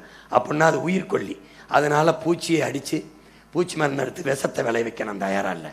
நான் வேப்பம் புண்ணாக்கு, வேப்பெண்ணெயை தெளிப்பேன். பூச்சி வரவிடாமல் தடுப்பேன். எப்படி தடுப்பேன்னா, சுற்றி ஆமணக்கு, கொட்டமுத்து செடி, அகத்தி மரத்தை வளர்த்துருவேன். அந்த பூச்சி புழுவெல்லாம் கொட்டமுத்து இலை சுவையாக இருக்கிறது சாப்பிட்டுட்டு ஆமணக்கு செடியை உள்ளே வராது. பிரேசிலில் இங்கே பாரு, அவன் மாட்டு பண்ணை தான் வச்சுருக்கான். மாட்டு பண்ணை எப்படி வச்சுருக்கான் பாரு. 8 கோடி மாடுகள் வளர்த்தா நமக்கு 4 கோடி மாடுகளின் கழிவில் 8 கோடி மக்களுக்கான எரிவாயுவை நம்ம தயாரிச்சுக்கிற முடியும். இங்கே பாரு எப்படி ட்ரக்கில் கொண்டாடுறேன் பாரு. உனக்கு மீதி இந்த மின்சாரமும் தயாரிச்சுக்கலாம். தடையில்லாத மின்சாரம் உனக்கு தந்துட முடியும் இந்த கழிவில் இருந்து. போங்க வேமா. தமிழ்நாட்டு அரசு முத்திரையோட உனக்கு ட்ரக்கில் ஏற்றி ஓட்டுநர் பயிற்சி, அங்கே அரசு வேலை, இங்கே ஒண்டி இறக்கி விட்டுருவான். விநியோகம் கட்டணம் விலை ஏற்ற மாட்டேன். அங்கே வேலை பார்க்குற பிள்ளைக்கு சம்பளம் கொடுக்கணும், உற்பத்திக்காக செலவை கொடுக்கணும். ஓசி சிலிண்டர் உன் மகன்கிட்ட எதிர்பார்க்காத. அண்ணன் ஒரு நீ சூப்பர் 6 கிடையாது, கிரிக்கெட்டில் தான் 6. இங்கே ஒன்றும் கிடையாது, காசு கொடுத்து தான் தருவேன். உனக்கு 4 தான் காசு இல்லாமல் தருவேன். ஒன்று நல்ல படிப்பு, நல்ல மருத்துவம், குடிக்க தண்ணி, இது 3 தான் காசு இல்லாமல் தருவேன். மீதியெல்லாம் தரமாட்டேன். இந்த இலவசத்துக்கு பிறந்தவங்க தான் கொடுத்து ஒன்று ஏமாற்றுவான். நான் ஒன்று ஏமாற்ற மாட்டேன். மீன் வளர்ப்பேன், மீன் பண்ணை வச்சு வளர்ப்பேன். குளங்குட்டையிலேருந்து மீனை வளர்த்து பதப்படுத்தி அதை ஏற்றுமதி செய்வேன், நமக்கு உணவுக்கு தருவேன். நெல் வளர்ப்பேன், நெல்லை சேமிப்பேன். எல்லா காலங்களையும் உனக்கு அரிசி கிடைக்கும். பசியை வரவிட மாட்டேன். சேமிப்பு கிடங்கு வச்சு நானே சேமிப்பேன். ரேஷன் அரிசியை சாப்பிட்ற நிலைமைக்கு உன்னை தள்ள மாட்டேன். நல்ல அரிசி தருவேன், நீ சாப்பிடு. ஏன்னா நானே விளைய வைக்கிறதுனால குறைச்ச விலைக்கு தருவேன். என் ஆத்தாள படனுக்கு நான் தேர்தலில் நிற்கிறது, ஆட்சிக்கு வர நினைக்கிறது, ஐயோ என் ஆத்தாளுக்கு அப்பனுக்கு அண்ணனும் தம்பிக்கும். அதனால என் ஆத்தாள அப்பனை இந்த ரேஷன் கஞ்சி திங்க வைக்கிறதுக்கு நான் வரலை. கீரை என்ன கீரை வேணுமோ நான் விளைய வைப்பேன். கீரை பண்ணேன். இவர் வல்லார வேணுமா, அகத்தி வேணுமா, வாழை மரத்திலிருந்து தொழிற்சாலை போடுறேன். வாழைக்காயை பதப்படுத்தி உணவுக்கு தர்றேன். அதிலிருந்து சிப்ஸ் தயாரிக்கிறேன். வாழைப்பழ சிப்ஸ் தயாரிக்கிறேன். வாழை மட்டையில் சாப்பிட்ற தட்டு தயாரிக்கிறேன். வாழை நாரை எடுத்து துணி தயாரிக்கிறேன். துணியில் பை தயாரிக்கிறேன். வேட்டி சேலை தயாரிக்கிறேன். இந்த நூல் எடுத்து தயாரிக்கிறேன். விருதுநகரில் ஒருத்தர் தயாரித்து எனக்கு என் மனைவிக்கும் வேட்டியும் சேலையும் பரிசாக கொடுத்தார். அவர் வீட்டில் உன் மகன் நாட்டில் தயாரிக்கிறேன். வந்தாங்க. மஞ்சள் இருந்து தொழிற்சாலை போடுறேன். எங்கே எது வருமோ அது சார்ந்த தொழிற்சாலை. கரும்பு வந்தால் கரும்பு, வாழை வந்தால் வாழை, தென்னை இருந்தால் தென்னை, பனை இருந்தால் பனை. மஞ்சள் இருந்து மஞ்சள் பொடி தயாரித்து உனக்கு தந்து உலக நாடுகளுக்கு. கடலை வளர்க்க வேர்க்கடலை போடுறேன். வேர்க்கடலேருந்து தொழிற்சாலை. கடலை எண்ணெய் தயாரிக்கிறேன். கடலை மிட்டாய், கடலை புண்ணாக்கு. என் மாட்டுக்கு தீவனம், நிலத்துக்கு உரம். கடலை எண்ணெய் உனக்கு கொடுத்துருவேன். கடலை மிட்டாய், கடலை அச்சு, கடலை உருண்டை கொடுத்துறேன். அப்புறம் என்ன வளர்க்குறேன்? எள்ளு 2000 ஏக்கரில் தொழிற்சாலை போட்டேன். இங்கே போடுறேன். அங்கே எள்ளிருந்து எண்ணெய் எடுக்கிறேன். எள்ளு புண்ணாக்கு, எள்ளு மிட்டாய். போங்க. கத்தாழை வளர்க்குறேன். சோத்து கத்தாழை கூட வாடா நம்மளால் வளர்க்க முடியாமல் போயிடும். சோத்து கத்தாழை வளர்க்குறேன். உலகத்தில் மிக உயர்ந்த முகப்பூச்சி மருந்து பொருள்கள் கத்தாழையிலேருந்து தான் தயாரிக்கிறான். நாம் தயாரிக்கிறோம். தமிழ்நாடு அரசு தயாரிக்குது. வேலை செய்கிறவன் கவர்மெண்ட் வேலை. கரும்பு விளைய வைக்கிறேன். ஆயிரக்கணக்கான ஏக்கரில் கரும்புலேருந்து தொழிற்சாலை. கல்கண்டு சர்க்கரை தயாரிக்கிறேன். சர்க்கரையை வெள்ளமாக தயாரிக்கலை. வெளிநாடுகளில் நம்மகிட்ட கேட்குறது அச்சு மாதிரி கேட்குறான். அந்த அச்சு மாதிரி தயாரிக்கிறேன். அந்த உருட்டையை தயாரிக்கலை. சர்க்கரை தயாரிக்கிறேன். வெள்ளைச்சீனியை தடை செய்கிறேன். யாரும் வெள்ளைச்சீனியை பயன்படுத்தக்கூடாது. வெள்ளைச்சீனி தான் பயன்படுத்தணும்னா 2 மடங்கு டாக்ஸ் போடுவேன், வரி போடுவேன். சாகிறதுன்னு ஆயிடுச்சு, எனக்கு வரியை கட்டிட்டு செத்து போன்ட்டு 2 மடங்கு வரி போடுவேன். உனக்கு கருப்பட்டி தருவேன், சர்க்கரை தருவேன், தேன் தருவேன். தேன் அதை தான் நீ பயன்படுத்தணும். கொண்டே வருவேன். சீனி சர்க்கரை சாப்பிட்டுட்டு சர்க்கரை நோய் வந்து சாகாத. தயவு செய்து சொல்கிறத கேளு. கரும்புலேருந்து தாள் செய்வேன். மரத்தை வெட்ட விட மாட்டேன். மரத்தை துண்டா 2 கையை வெட்டி எந்திடுவேன். மரத்தை தொட்டினா இந்த யூக்கலிப்டஸில் இருந்து தாள் தயாரிக்கிறதுலாம் ஒரு யூக்கலிப்ட மரத்தை என் மண்ணில் நீ பார்க்க முடியாது. வந்தவனை வெட்டி எரிஞ்சிடுவேன். ஏன்னா மரங்களின் பேய் சீம கருவேல யூக்கலிப்டஸ் இருக்காது. தாளை கரும்புலேருந்து தயாரிக்கிறேன். பாரு எப்படி தயாரிக்கிறேன். எவ்வளோ வேணாலும். எத்தனால் பெட்ரோல் தயாரிக்கிறேன். பெட்ரோல் என் வாகனத்தை மோட்டர் பைக்கு இந்த பெட்ரோலில் ஓடுறது மாதிரி தயாரிப்பேன். முடியலையா பெட்ரோல் இருந்து மின்சாரம் தயாரிச்சுப்பேன். மின்சாரம் கரண்ட். போ. தக்காளி விளைப்பேன். பல 100 ஏக்கரில் தக்காளியிலேருந்து பண்ண தொழிற்சாலை போடுறேன். தக்காளியை பதப்படுத்தி உனக்கு உணவுக்கு தாரேன். வேறு மாநில தேவைக்கு விற்கிறேன். ஊறுகாய் தயாரிக்கிறேன். எங்கள் அம்மா பெரியம்மாவை சேர்த்து ஊறுகாய் போட்டு இந்த பாட்டில் அடைமா சம்பளம் 1000 2000. ஸ்டாலின் ஐயா எடப்பாடி அரசு மாதிரி இல்லை. இருக்கிற இடத்துல எங்கள் அம்மாவுக்கு 10,000 15,000 சம்பாதிக்கிறதுக்கு வேலையை உன் மகன் கொடுத்துறேன். நீ கையேந்தாத தாயே, உன்னை கையேந்து வைக்க உன் மகன் வரலை. நீ இரு. நம்ம கொடுத்து வந்தையணும். கையேந்தலை. ஊறுகாய் போடுறேன். சீஸ் இந்த ஜாம் தயாரிக்கிறேன். பழக்கூழ் தயாரிக்கிறேன். சப்பாத்தி இதுக்கு தொட்டுக்கிறேன். தென்னை மரத்துலேருந்து என்னென்ன தயாரிக்கிறேன் பாரு. தேங்காய் பால், தேங்காய் எண்ணெய், தேங்காய் பாலை பதப்படுத்தி வெளிநாட்டுக்கு ஏற்றுமதி செய்கிறேன். தேங்காய் எண்ணெய், தேங்காய் மிட்டாய், நல்லா கவனி, எல்லாம் தயாரிக்கிறேன். கொட்டாச்சி அழகு பொருளாக மாற்றி உலகத்தில் பெரிய சந்தை இருக்குது. அதை செய்கிறேன். தென்னை ஈக்கிலேருந்து மாறு தயாரிக்க சொல்கிறேன். பாய் பின்னுறேன். நார்லேருந்து கட்டில் தயாரிக்கிறேன். 1 லட்ச ரூபா ஒரு கட்டில். அமெரிக்காவில் நார் தயாரிக்கிறேன். இந்த கட்டில் தயாரிக்கிறேன் பாரு. அது பின்னும், நீ கூட இருந்தால் போதும். பின்னுது பாரு, பின்னும் தேங்காய் நார்கட்டில். போங்க போங்க போங்க. கொட்டாச்சியில் எவ்வளோ அழகு பொருள் செஞ்சு வச்சுருக்கான் பாரு, இதை பாரு. அப்புறம் ஓலையில் பாய், விளக்கு மாறு. போங்க. கொட்டாச்சி காஃபி குடிக்க எல்லாத்துக்கும் பயன்படுத்துகிறான். இவ்வளவு இண்டஸ்ட்ரி. அடுத்து போ. அடுத்து எல்லாத்துக்கும் மேலே தென்னம்பால் கல்லுங்கிற சொல்ல ஒழிச்சிட்டு சாராய கடையை மூடிட்டு தென்னங்கல்ல திறந்து விடுறேன். மருத மங்காடி பனை சார்ந்த தொழிற்சாலை போடுறேன். அவ்வளவு பணம் இல்லைன்னா ஒரு இடத்துல தொழிற்சாலை கட்டி எங்கெங்கே பனை இருக்கோ அங்கேருந்து பதநீர் கல்லை கொண்டு வரேன். பனம்பால், தென்னம்பால், ஈச்சம்பால், மூலிகை சார்னு சாராய கடையை மூடிட்டு திறந்து விடுறேன். பனையிலிருந்து கருப்பட்டி, பதநீரை பதப்படுத்தி ஏற்றுமதி, நொங்க பதப்படுத்தி ஏற்றுமதி செய்கிறேன். இங்கே வேறு பதநீரை எப்படி போத்தல் அடைச்சி குளிரூட்டப்பட்ட கிடங்களை வைக்கிறேன். எல்லா காலத்துக்கும் வெளிநாட்டுக்கு ஏற்றுமதி செய்கிறேன். உனக்கும் பருவம் போனாலும் எந்த காலத்துலேயும் பதநீர் இந்த மாதிரி அடைச்சி உனக்கு கொடுக்குறேன். கருப்பட்டி காய்ச்சிறேன். கருப்பட்டியை காய்ச்ச படித்தவன் தேவையில்லை. எத்தனை டன் காய்ச்சிருக்கேங்கிறதுக்கு அச்சு வடிவத்தை மாத்திரம் பாருவோம் மையன். இந்த வட்டு மாதிரி காய்ச்சறது இல்லை, அதை விரும்பலை உலக நாடுகள். இப்படி அச்சா இப்படி வட்டா சதுரமாக கேட்குறான். போங்க. பனை ஓலையில் விசிறி நீ வீசுறதில்ல, மேலை நாடுகள் விரும்புது, அவனுக்கு ஏற்றி அனுப்புகிறேன். போ போ போங்க. பனை நாரில் உனக்கு தெரியும், கொட்டான், கட்டில், சொலகு எல்லாம் செய்கிறேன். காய்த்து கட்டில் எல்லாம் செய்கிறேன். பனை நாரில் எல்லாம் செய்கிறேன். பனம்பழம், எங்கள் தலைவன் ஈழத்தில் பனம்பழச்சாரை பிரிக்கி எடுத்து அதுலேருந்து சுவையான மிட்டாய் தயாரித்தார். நான் உன் மகன் பனம்பழத்துலேருந்து மிட்டாய் தயாரிக்கிறேன். போங்க. அதிலிருந்து இந்த மாதிரி கேக்கு தயாரிக்கிறேன் பழத்திலிருந்து. அடுத்து பனங்கிழங்குலேருந்து பனங்கிழங்கு அவிச்சு காய வச்சு மாவு தயாரிக்கிறேன். இதை கோதுமைக்கு மைதாவுக்கு பதிலாக என்னை பெற்ற தாய் தந்தையின் சொந்தங்கள் பயன்படுத்தலாம். ஈழத்தில் உடியன் மாவுன்னு பேர். இங்கே என் தம்பி சிவகங்கையில் என் தம்பி குகன்மூர்த்தி எனக்கு இதை தயாரித்து எனக்கு என் பிள்ளைகளுக்கு அனுப்புகிறான். நானும் என் மயங்களும் இது களியா, தோசையா, சப்பாத்தியாக செஞ்சு சாப்பிட்றோம். ரொம்ப நல்லது. கோதுமை எவ்வளோண்டு புல், ஒரு பனை மரம், ஒரு கிழங்கு, அதை சாப்பிட்டா எவ்வளோ நல்லதுன்னு ஒரு பனையை சாப்பிட்றேன். சாப்பிடு, தைரியமாக சாப்பிடு. அண்ணன் தயாரித்து தாரேன். எப்படி பேக் பண்ணி அனுப்புகிறேன் பாரு. பிளாஸ்டிக் இல்லை, மரவள்ளி கிழங்குல தயாரித்தது, வாழை நாரில் தயாரித்த பை. அப்புறம் பனை பொருளிலிருந்து எல்லாம் தயாரிக்கிறேன். பாய், எங்கள் அக்கா தங்கச்சி படித்தவங்க படிக்காதவங்க இல்லை, படித்தவங்க சூப்பர்வைசர் வேலை எவ்வளோ பின்னி இருக்கும். படிக்காதவங்க அந்த இடத்துல உட்காந்து ஒரே மாதிரி சீருடை கொடுத்துருவேன். ஏசி குளிரூட்டப்பட்டுருவேன்.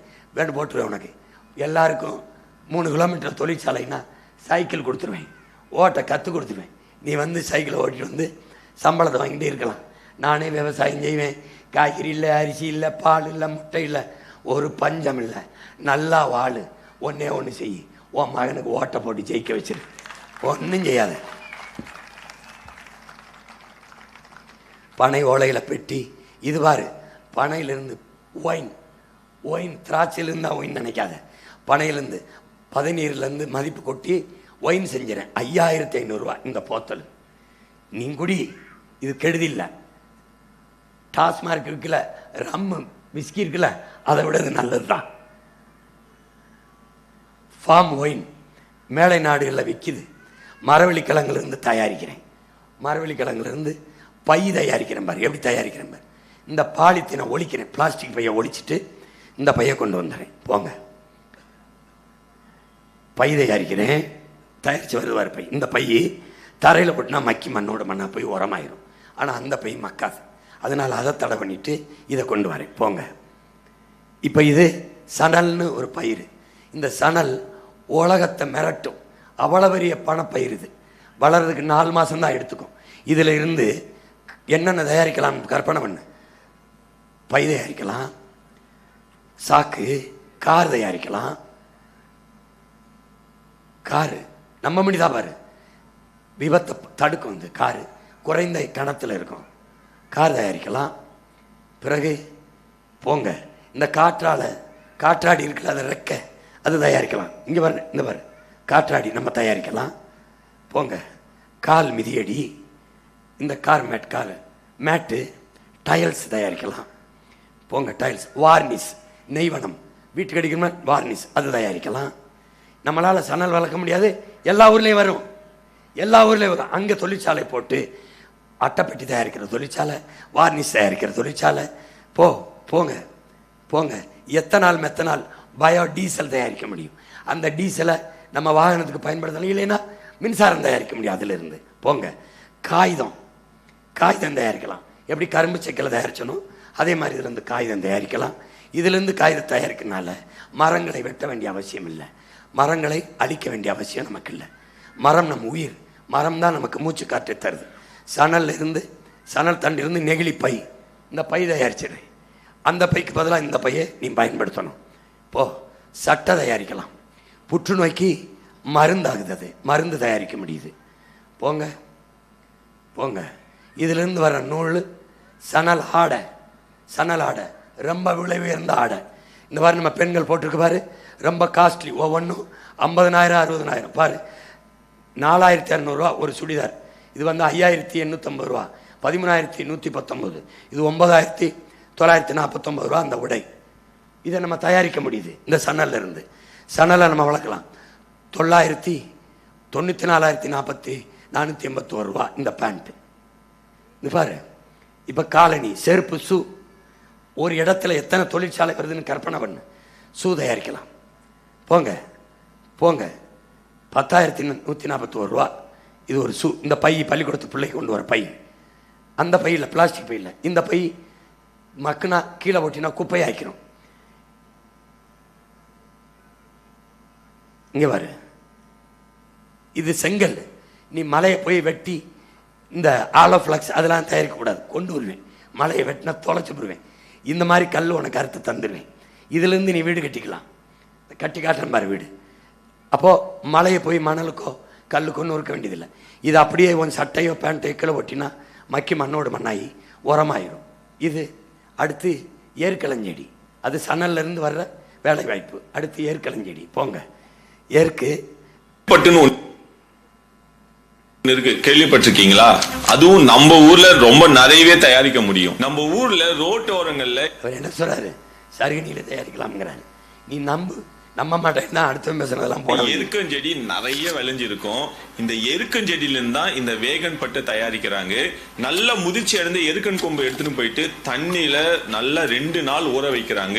இந்த ஊற வச்ச தண்டு ரொம்ப எலுகுவா மாறுது. அதுல இருந்து நாரை பிரிச்சு எடுத்துட்டு மறுபடியும் சோப்புலாம் போட்டு அந்த நாரை பலன்னு மாத்துறாங்க.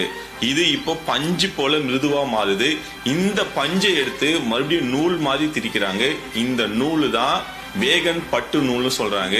நார்மலா காட்டன் நூலோட 5 மடங்கு விலை அதிகம். இன்னைக்கு உலக நாடுகள்ல வேகனை விரும்புற நிறைய நாட்டு மக்கள் இந்த பட்டு நூலை யூஸ் பண்றாங்க. நம்ம ஊர்ல சர்வசாதாரணமா கிடைக்கிற எருக்கஞ்செடிக்கு இவ்வளோ பெரிய மதிப்பு இருக்கும் நான் நினைச்சு கூட பார்க்கல. புரியுது. இங்க வர என் அக்கா தங்கச்சி ஏற்கனவே தோட்டம் போடுறேன். நீ சுடுகாட்டு இருக்க செடின்னு நினைக்காத. ஏன் இது விலை உயர்வுனா, இந்த பட்டு இயற்கை பட்டு நூல்ல இருந்து வர பட்டு நூல், எச்சியிலிருந்து வர நூல் அசைவமாக கருதுறான். இது சைவம், அதனால இது விலை உயர்ந்தது. இந்த பட்டு உலகத்திலே விலை உயர்ந்த பட்டு. நம்மளால சருகணியில இருந்தே உலகத்துக்கு ஏற்றுமதி செய்ய முடியும். இங்க பாரு, இதை தயாரிக்க முடியாதா? நம்மளால முடியாது. எப்படி பேக் பண்றான் பாரு, ஓலை கொட்டால. இந்த தங்கச்சி இந்த பட்டுல எவ்வளவு அழகா இருக்கு பாரு. தைலம் தயாரிக்கலாம். கை கால் வலிக்க அவ்வளவு நல்லது இந்த எருக்களஞ்செடியிலிருந்து. மூலிகையில பாரு, சூரியகாந்தி, வெறும் சூரியகாந்தி நினைக்காத, சாமந்தி, செம்பருத்தி எல்லாம் தோட்டம் போடுறோம். போட்டு சூரியகாந்திலிருந்து எண்ணெய் எடுத்துக்கிறோம். அந்த விதையை புண்ணக்க மாட்டு தீவனத்துக்கு நிலத்துக்கு உரமாக்கிக்கிறோம். அந்த பூவிலிருந்து இந்த மாதிரி பூக்களை வளர்த்து பண்ணையாக வளர்த்து தேனீக்கள் பண்ணை வச்சிடறோம். தேனீக்கள் பண்ணை வச்சிடறோம். பண்ணை வச்சு தேனை இந்த மாதிரி பண்ணை வச்சு தயாரிக்கிறோம், எடுத்துக்கிறோம். கணக்கில்லாத தேனை உற்பத்தி செய்து நம்ம பயன்படுத்திக்கிட்டு வேறு நாடுகளுக்கு அனுப்புகிறோம். தேனீக்கு பண்ணையில் வேலை செய்கிறோன்னு பாரு, உன்னை ஒன்றும் பண்ண முடியாது. அதுக்கு தகுந்த மாதிரி உடை கொடுத்துறேன். கண்ணாடி மாஸ்க்கு பாரு, எப்படி தேனை பேக் பண்ணி அனுப்ப வேண்டியதான். இந்த தேனில் இருந்து அரக்கு வருதுல்ல, அந்த கழிவு, அதில் இருந்து நிறைய தயாரிக்க முடியும் தொழிற்சாலையில். இப்போ மூங்கில் வளர்க்குறேன். போங்க, மூங்கில் வளர்க்குறேன். மூங்கில் இருந்து நாற்காலி, கட்டில். வந்தவொடனே உன் மகன் பிளாஸ்டிக்கை தடை பண்ணிடுறேன். இருக்கிற பிளாஸ்டிக் எரித்து மின்சாரம் தயாரித்து முடிச்சுக்கிறேன். இனிமேல் பிளாஸ்டிக்கு நோ பாலித்தீன் பேன் பண்ணிடுவேன். மூங்கில் தான் நான் தயாரித்து உனக்கு கொடுப்பேங்க. வளர்ப்பேன். பெரிய சந்தை இருக்கு. பட்டுப்பூச்சி வளர்க்குறேன். இங்கேயே வேலை, இங்கேயே பட்டுப்பூச்சி வளர்க்குறோம். பட்டு நூல் எடுக்கிறோம். போங்க, அங்கே நம்ம எல்லாருக்கும் வேலை கொடுக்குறோம். நெசவை அரசு பணியாக மாற்றிடுறோம். போங்க, கவர்மெண்ட் வேலையை மாற்றிடும். வந்தவொடனே சீமக்கர் வேலையை யூக்கலிப்டஸை ஒழிச்சிடும். ஒழிச்சிட்டு அந்த இடங்களை பண்ணைக்கு பயன்படுத்துகிறோம். மாற்று மரங்களை, பூமிக்கு நிலத்துக்கும் கேடு இல்லாத மரங்களை நட்டு வளர்த்துறோம். பசுஞ்சோலையாக மாற்றிடும். கூட்டு பண்ணை வேளாண் முறை மூலம் எல்லாருக்கும் வேலை கிடைக்க செஞ்சிடும். நிலமும் வளமும் சார்ந்த தொழிற்சாலையால் நிலம் கடலை, நீர் கடலை, காற்று கடலை. அப்போது இந்த தொழிற்சாலை தான் பாதுகாப்பு. அதனால நாம் காரை ஏற்றுமதி செய்து நம்ம நாடு, காரை இறக்குமதி செய்கிறோம். நம்ம ஆட்சி சோற உலகத்துக்கு ஏற்றுமதி செய்கிறோம். புரிஞ்சிருச்சுன்னு நினைக்கிறேன். இப்போ உன் மகன் வந்தவொடனே அங்காடியை சருகணியில் திறக்கிறேன், தேவகோட்டில் திறக்கிறேன். மலை சார்ந்த இடத்துல விளங்குகிற கேரட்டு, முள்ளங்கி, பீட்ரூட்டு இதையெல்லாம் குறிஞ்சி அங்காடியில் வைக்கிறேன். முல்லை அங்காடி, ஆடு மாடு பால் அது சார்ந்த நெய், பாலாடை கட்டி முல்லை அங்காடியில் வைக்கிறேன்.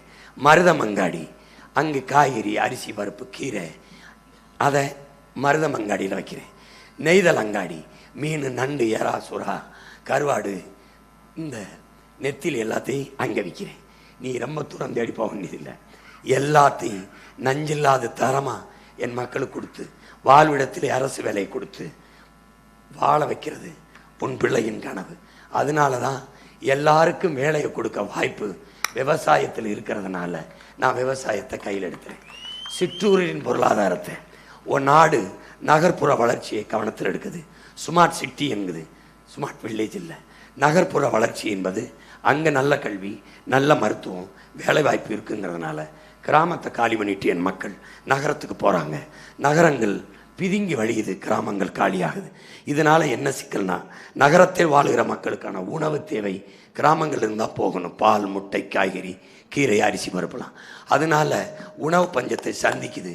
அதனாலேயே தமிழ்நாடு ஆந்திராவில் கறி, காய்கறி, முட்டைக்கு, பாலுக்கு அங்கே கையேந்துது. இதை மாற்றணும்னு நினைக்கிறேன். சிற்றூர்களில் நகரத்தில் என்ன கிடைக்குதோ அதை கிராமத்துக்கு நகர்த்துறேன். சிறந்த கல்வி, சிறந்த மருத்துவம், வேலை வாய்ப்பெல்லாம் சருகணியிலே கிடைக்க வச்சுட்டேன்னா என் பிள்ளைய படிச்சுட்டு வெளிநாடும் போக வேண்டாம், சென்னைக்கும் வர வேண்டாம், மதுரைக்கும் போக வேண்டாம், இங்கே இருப்பான். கிராமங்களும் வளரும், நகரமும் வளரும். ஒரு நாட்டின் பொருளாதாரம் சம விகிதத்தில் வளரும். புரியுதுன்னு நினைக்கிறேன். அதனால தான் சிற்றூரின் பொருளாதாரத்தை வளர்த்தெடுக்க உன் மகன் வேளாண்மையை கையில் எடுக்கிறேன். அதனால தான் வேளாண்மையை அரசு பணியாற்றுறேன். உளவிய நோயிலிருந்து என் மக்களை விடுதலை செய்கிறேன். எந்த வேலையும் செய்யலாம், இழிவல்ல. எந்த வேலையும் செய்யாமல் இருப்பது இழிவு என்ற நிலைக்கு உருவாக்கி ஆடு மாடு வளர்த்தல், பட்டுப்பூச்சி வளர்த்தல், நாட்டுக்கோழி வளர்த்தல், வேளாண்மை செய்தல் கவர்மெண்ட் வேலையாக மாற்றி எல்லாருக்கும் வேலையை கொடுத்து நாட்டில் வறுமையை போக்குறேன். இதுதான் உன் மகனுடைய கனவு. இது சரியாக இருக்கும். இதை செஞ்சால் நல்லா இருக்கும்னு நினச்சா உன் மகனுக்கு ஓட்ட போடு. இதெல்லாம் வேணாம், இருக்கிறபடியே சாராக இருக்கட்டும், குடிச்சிட்டு எல்லாம் சாகட்டும், ஓட்டுக்கு காசு தரட்டும், இலவசம் தரட்டும், அப்படியே நாடு இருக்கட்டும்னா என்னை விட்டு ஸ்டாலின் ஆட்சி தொடரட்டும், தமிழ்நாடு வெல்லட்டும், என்னை விட்டு. இல்லை இல்லை, என் முள்ளகையில் நாட்டை ஒரு தடவை கொடுப்போன்னு நம்பிக்கை இருந்தா, எண்ணம் இருந்தா, விவசாயிக்கு வாக்கை செலுத்தி உங்கள் மகனை வெல்ல வைத்து சட்டசபைக்கு அனுப்புங்கள்.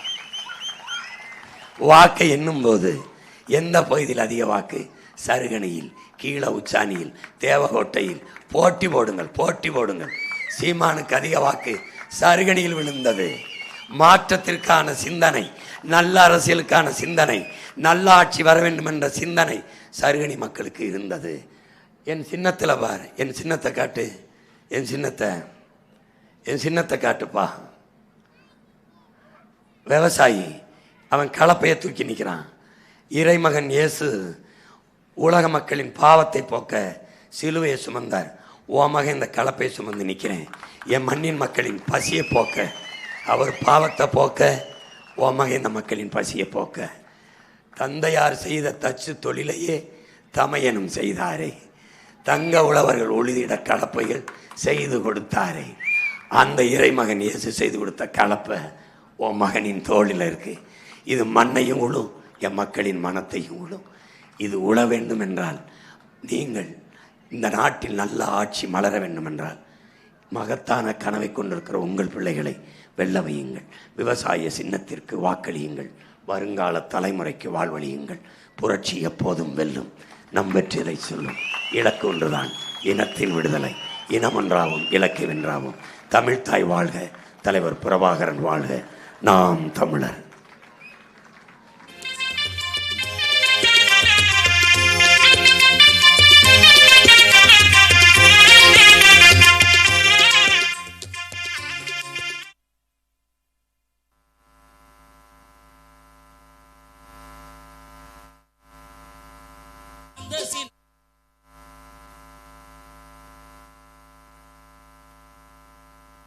சனநாயகம் பாடல் வெளியிடப்படுகிறது.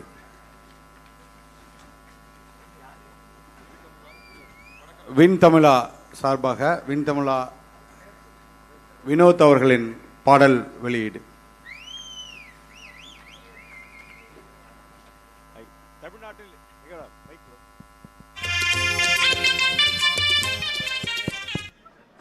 தமிழ்நாட்டில் வருகிற சட்டப்பேரவைத் தேர்தலில் 234 தொகுதிகளிலும் நாம் தமிழ் கட்சியின் தலைமையிலான செந்தமிழ் சீமானை ஆதரிப்பது என்று தமிழ் தேசிய கூட்டமைப்பு முடிவெடுத்து அறிவித்திருக்கிறது. அந்த அறிக்கையை அண்ணனிடம் கொடுக்கிறேன்.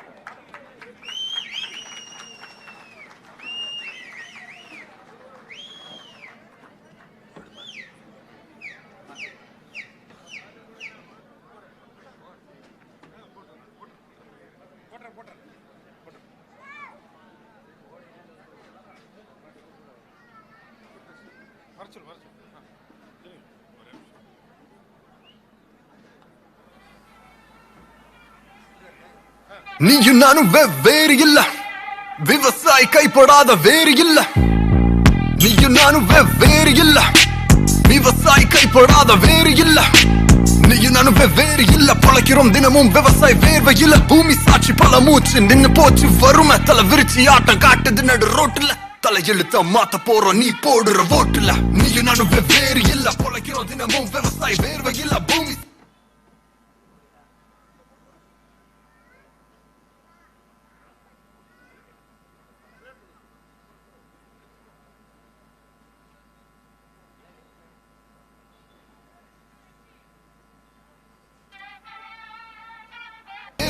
பூமி சாட்சி பல மூச்சு நின்னு போச்சு வறுமை தலை விரிச்சி ஆட்டம் காட்டுது நடு ரோட்டுல. தலை எழுத்த மாத்த போற நீ போடுற ஓட்டுல. ஹீரோடானி ஹீரோடானி விட்டு கொடுக்காதே தமிழா. ஹீரோடானி ஹீரோடானி வாக்களிக்க மறக்காதே தமிழா.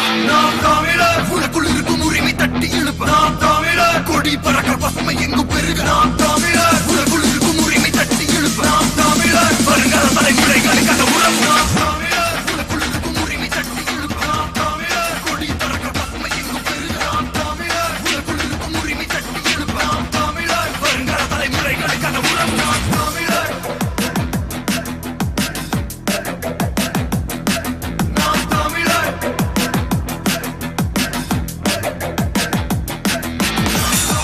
வெயில் அடிச்சா நம்ம உழைப்பு கொடை பிடிக்கும். போன மேகம் திரும்ப வந்து நம்ம காட்டுல மழை அடிக்கும். விதைச்ச விதைய நீங்க நின்று அறுவடையும் காலம் வரும். விடாமுயற்சி பிடிச்சு நின்னா கடவுளே வந்து கூட நீக்கும். புரட்சி இல்லைனா நாடு விளங்காது, புரட்சி இல்லைனா நாடு விளங்காது, புரட்சி இல்லைனா நாடு விளங்காது. வறட்சி மண்ணில் இனி நடக்காது. புரட்சி இல்லைனா நாடு விளங்காது, புரட்சி இல்லைனா நாடு விளங்காது, புரட்சி இல்லைனா நாடு விளங்காது. வளர்ச்சி தடுக்க முடியாது.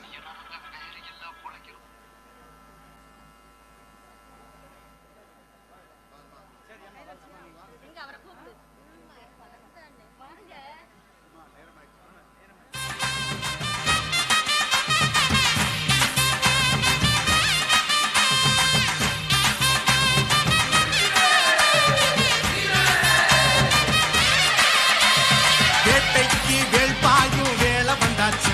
நம்ம கோட்டைக்குள் குளியேறும் நாள் வந்தாச்சு. நேர்மைக்கு உறுதிக்கு நேசம் உண்டாச்சு. நாம விதைச்சிட்ட விதையெல்லாம் துளிரும் விட்டாச்சு. வந்தார்கள் ஆண்டார்கள் நாடு என்னாச்சு. நம்ம மணலெல்லாம் மழையெல்லாம் கடத்தி விட்டாச்சு. கூடி இனம் கொன்றான், கோடி வளம் தின்றான். கேடு பல செய்த கேடனுக்கு வேடன் வந்தான்.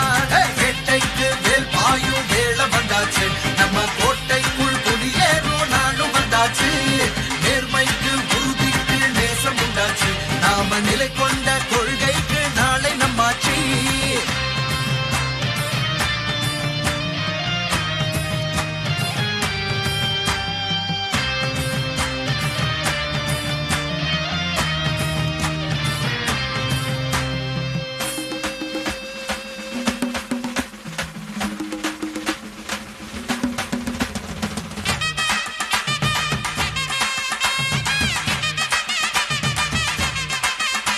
ஒரு கொள்கை தெளிவு நோக்கம் கனவு நம்மில் இருக்குது.